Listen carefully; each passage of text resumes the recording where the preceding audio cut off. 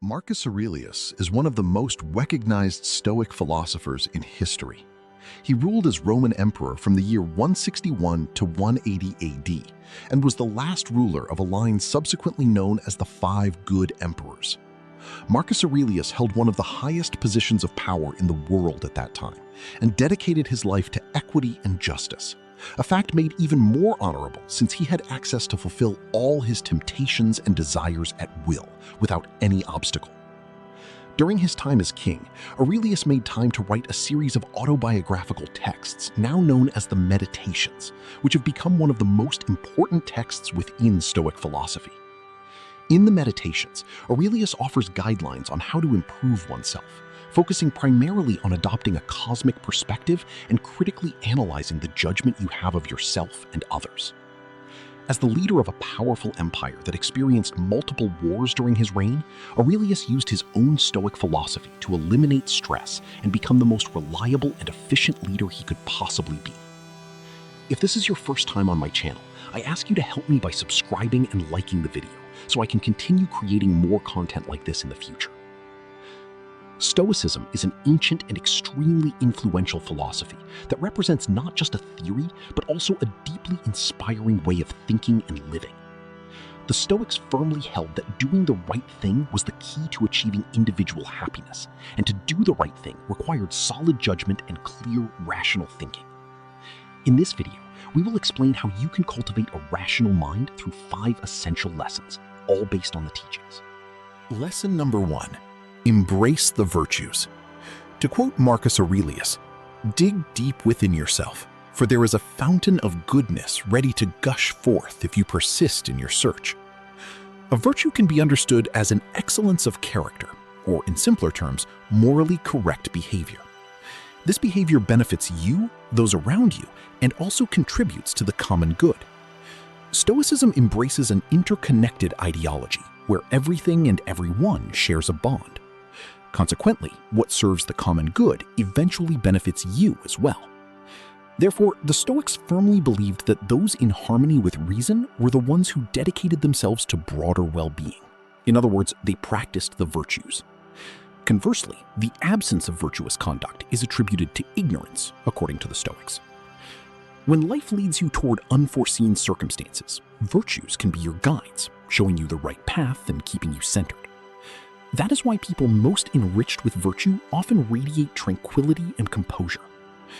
To incorporate virtues into your life, it is essential to internalize the 4 cardinal virtues of Stoicism: wisdom, justice, temperance, and courage.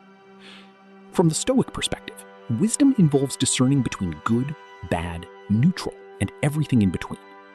It means overcoming emotions and allowing reason to guide what is morally right.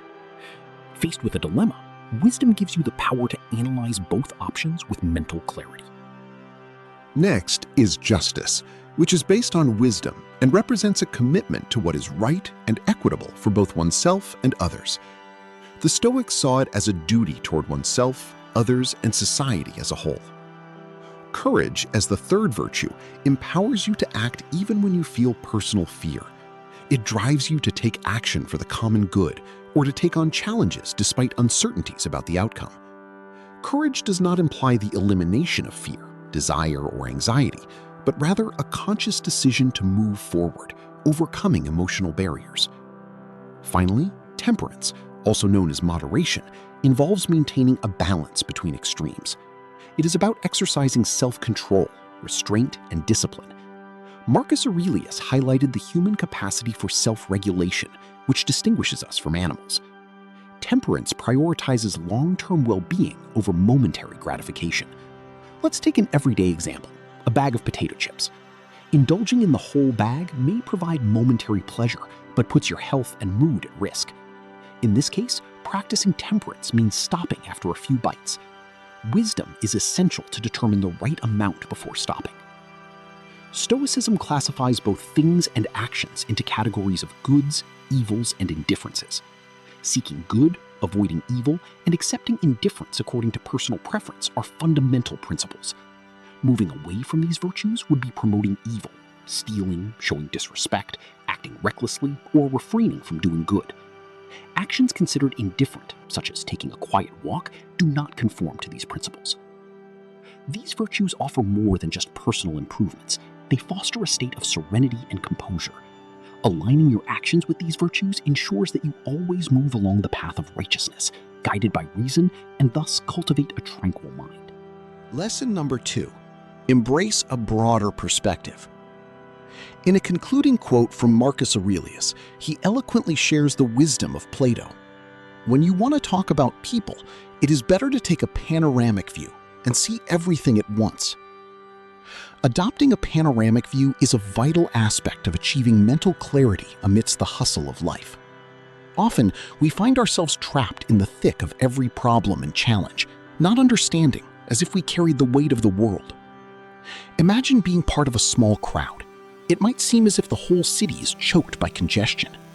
However, shifting your point of view by just a few steps can reveal a completely different reality. In essence, when we detach and contemplate the great tapestry of our world and existence, we realize how small our personal experiences are and how infinitesimal we are in the vast scheme of things. This change in perspective reveals the expansive realm beyond our immediate encounter. People often overlook the truth that their own encounters and viewpoints are not the only ones worthy of consideration, even within their own lives. Consider someone who has had an unfavorable experience with dogs.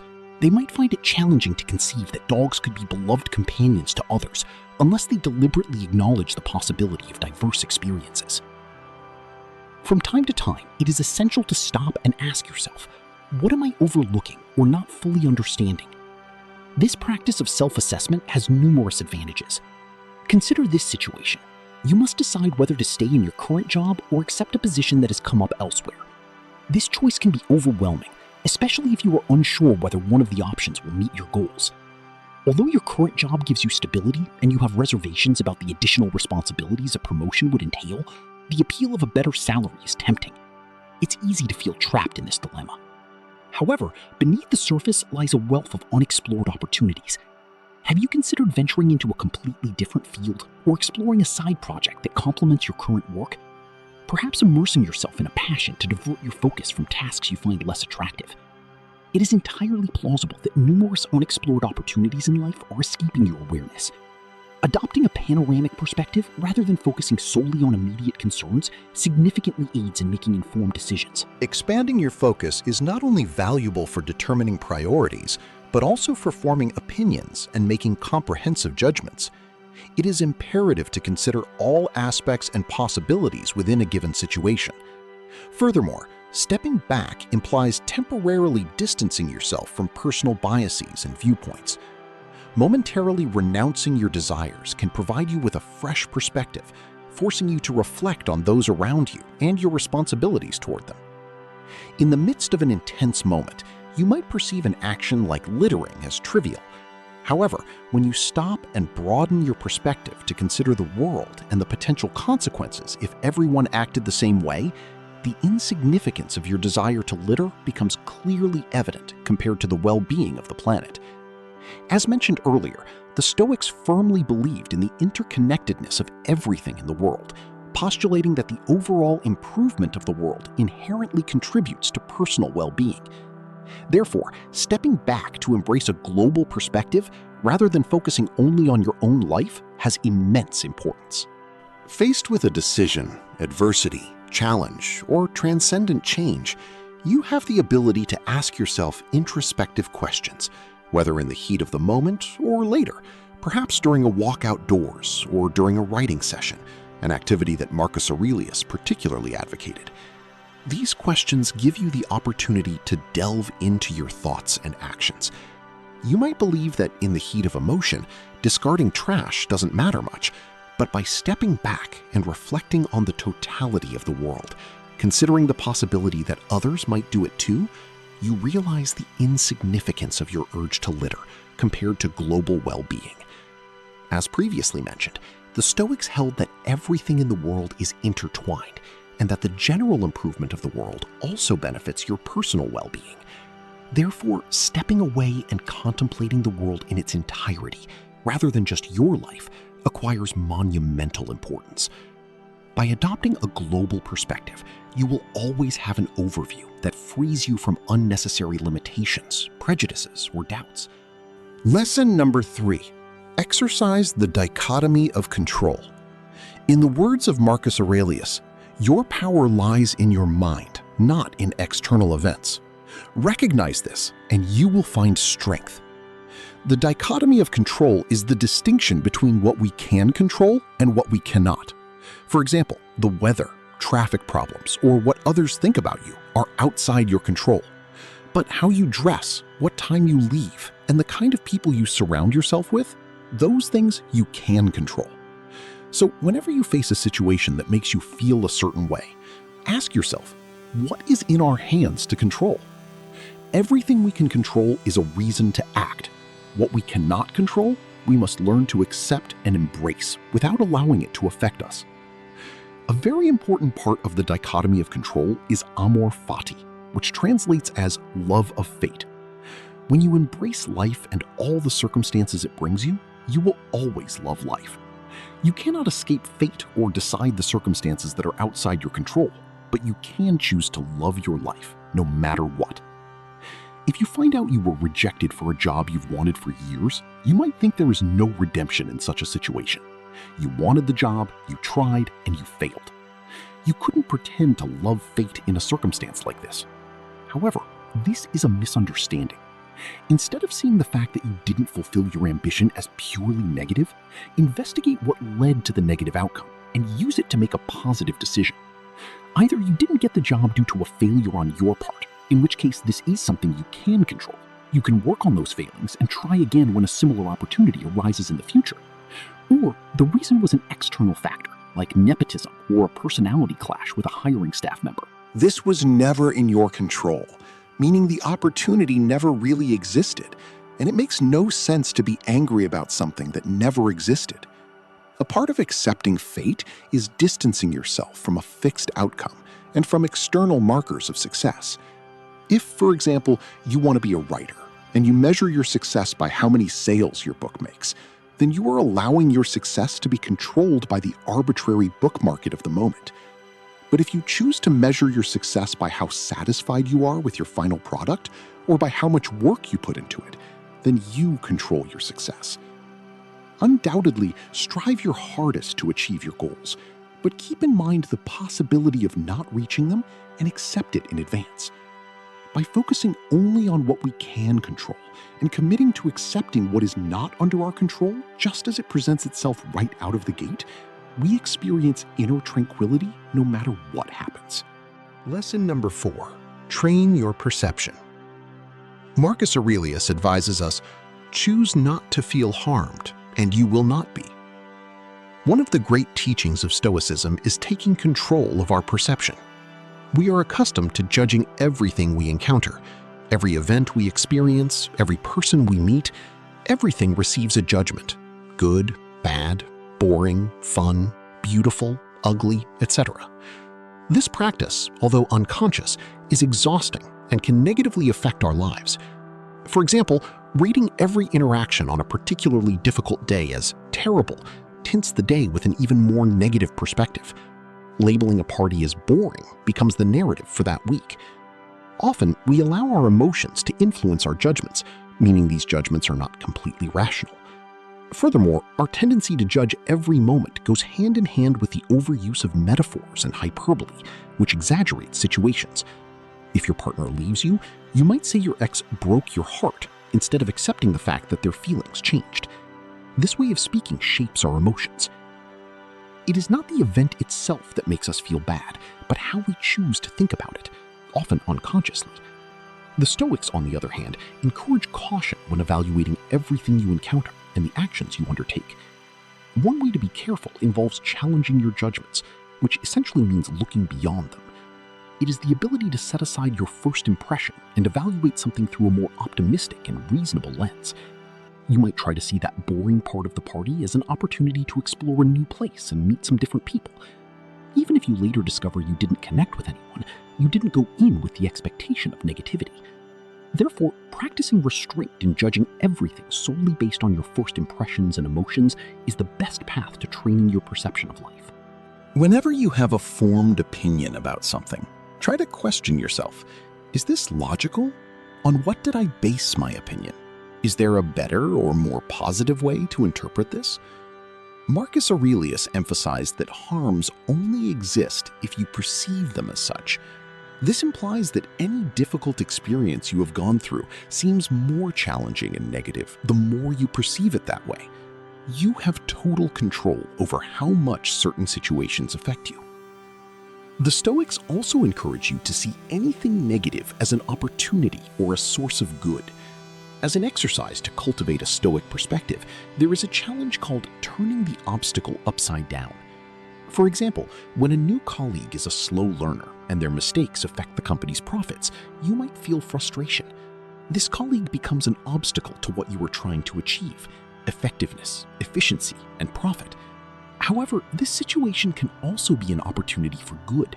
It is an opportunity to practice patience, to improve your skills as a teacher, to learn how to integrate new people into the company, and how to handle stressful moments.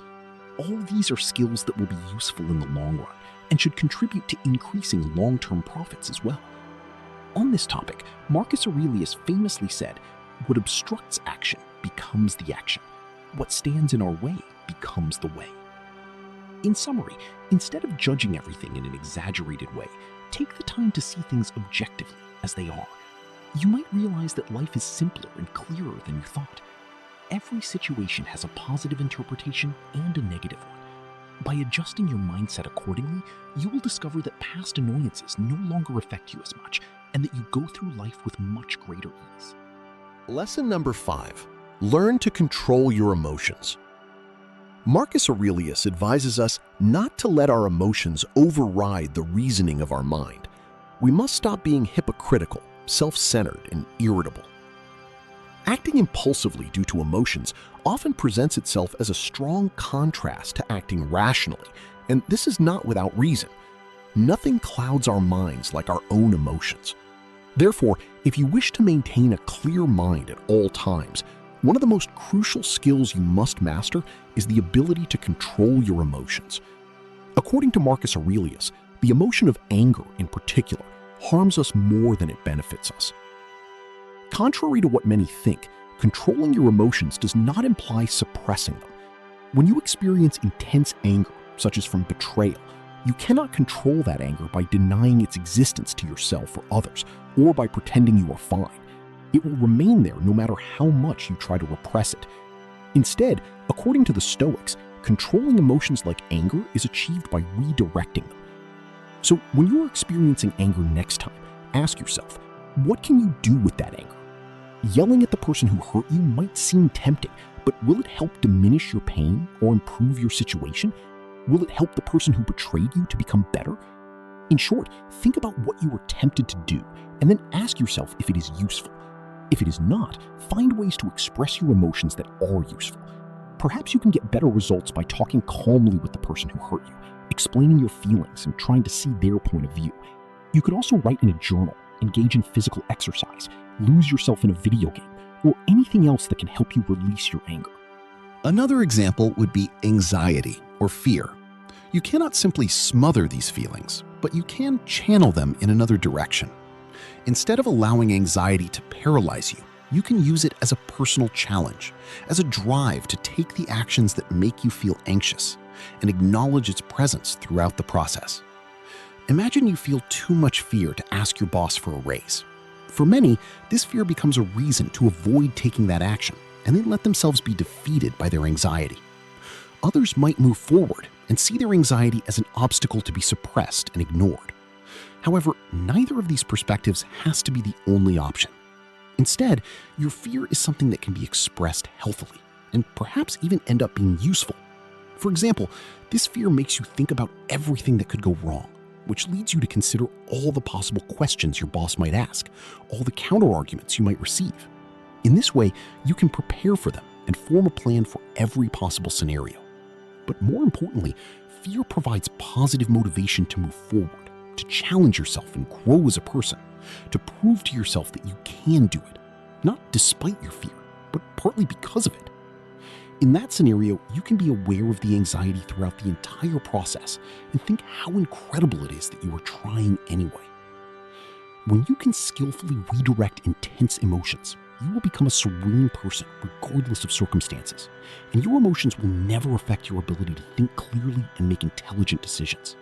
Controlling your emotions is essential for maintaining peace of mind. If you liked our video, give it a like, subscribe, and comment so that YouTube knows that this type of video helps people like you, and we can continue creating more similar videos in the future.